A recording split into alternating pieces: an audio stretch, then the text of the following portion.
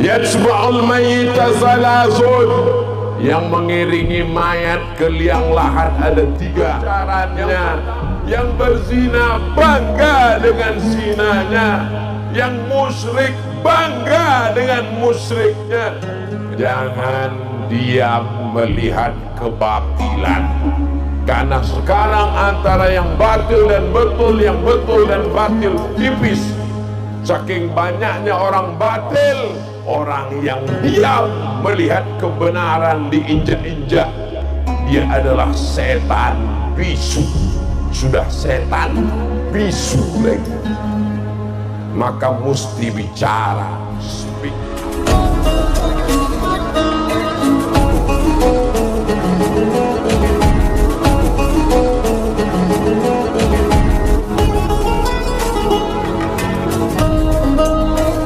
Tanah inilah sumber lahirnya para alim, para ulama, para penghafal Quran, mujahid fisabilillah.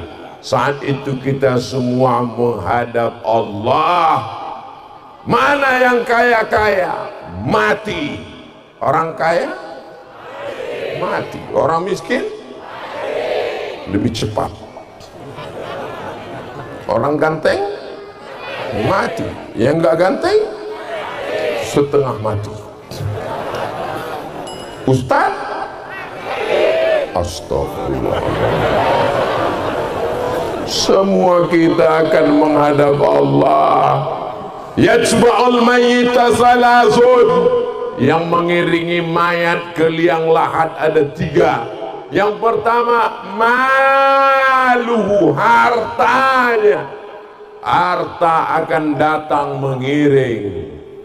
Yang kedua, ahluhu, anak, menantu, istri, kawan, jamaah, semuanya akan mengiring.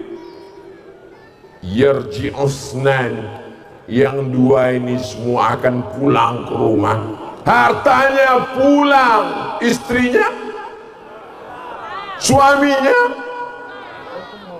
Katanya si hidup semati, aku hidup kau mati. Hartanya gono gini, aku begono kau begini. Yang kekal abadi hanyalah sodakoh. Aduh, saudaraku yang dimuliakan Allah Subhanahu wa ta'ala, kalau kita selama ini salah, banyak dosa, mudah-mudahan Allah mengampunkan dosa-dosa kita malam ini. Astaghfirullah Rabbal baraya, astaghfirullah minal khataya, Rabbi zidni ilman nafi'an wa wafiqni amalan salihah. Allahu la ilaha illa huwa al qayyum la ta'khudhuhu sinatun wa la nawm. Itu berapa ada mata merah 2 di atas? Oh, drone, saya sangka jin. Itu kamera drone. Oh, mati dia, dibacakan ayat kursi, mati. Drone sedang mengambil gambar kita semua. Begitulah malaikat mengambil gambar kita. Malaikat yang jaga malam ini besok habis sholat subuh menghadap Allah Subhanahu wa ta'ala. Allah bertanya kepada malaikat. Allah bukan tidak tahu, Allah maha tahu, tapi Allah mau kasih tahu kepada orang yang tidak tahu. Malaikat yang selama ini tidak tahu dikasih tahu sama Allah. Wahai malaikat, apa yang mereka lakukan di Purwakarta tadi malam? Mereka berkumpul, ya Allah, ramai, penuh. Apa yang mereka lakukan? Mereka nonton sepak bola. Malam ini mereka hanya sekedar memperingati salah satu seorang hambamu ya Allah yang hidupnya digunakan untuk menolong agama Allah. Hai Abdul Somad, kalau kau ragu bahwa kalau kau nanti meninggal akan diingat orang, nih buktinya malam ini. Makin terang lampunya. Tadi dibacakan ayat kursi, makin terang benderang. Lambaikan tangan semua ke atas.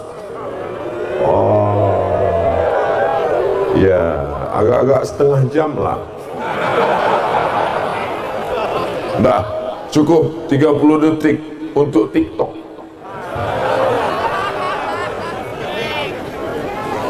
Apa ini? Masa ngaji di share, ngaji kok diposting di FB, ngaji kok diupload di YouTube, ngaji kenapa dimasukkan ke TikTok? Yang minum khamar bangga dengan khamarnya, yang pacaran bangga dengan pacarannya, yang berzina bangga dengan zinanya, yang musyrik bangga dengan musyriknya. Kenapa anak pesantren tidak bangga dengan tabligh akbarnya?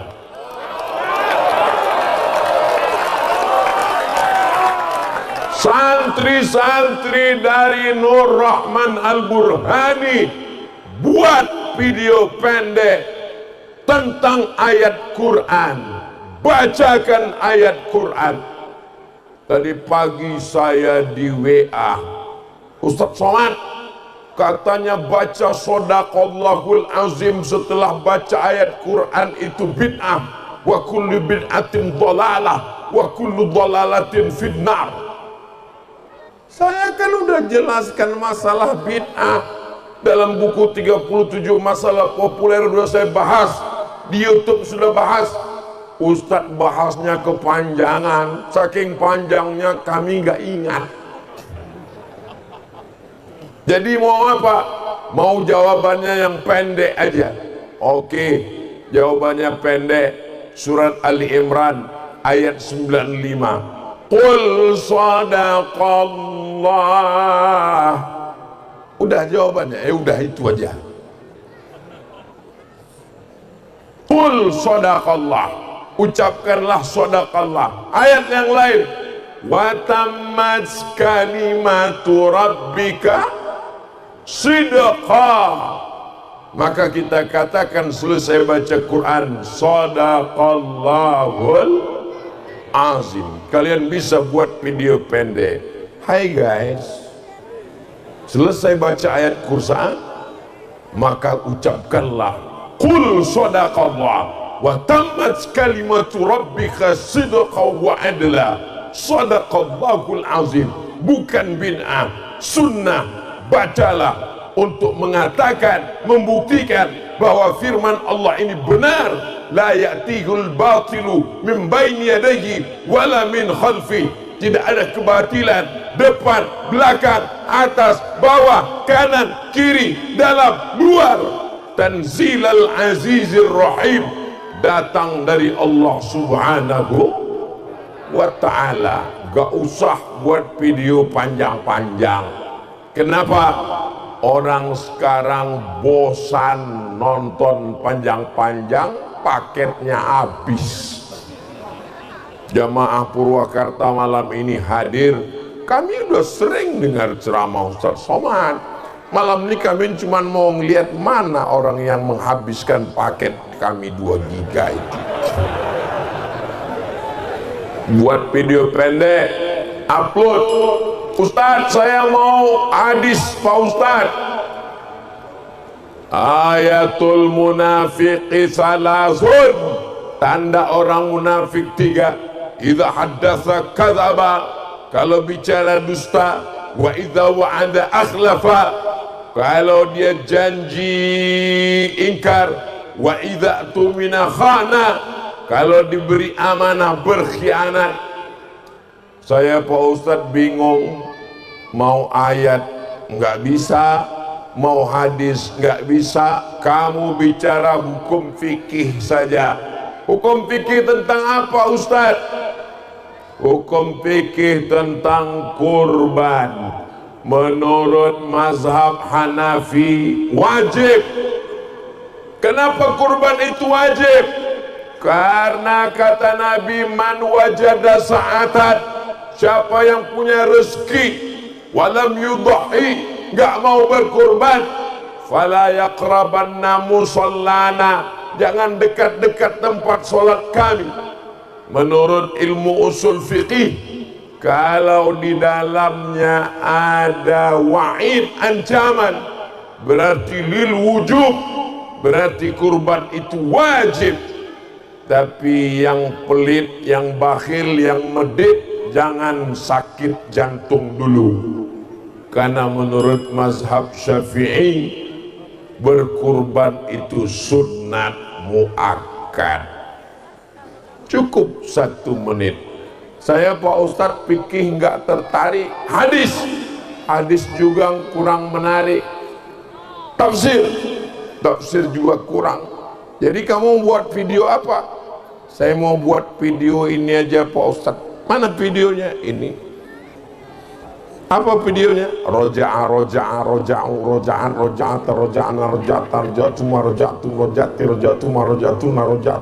nah, mantap. Bisa dipakai untuk ruqyah.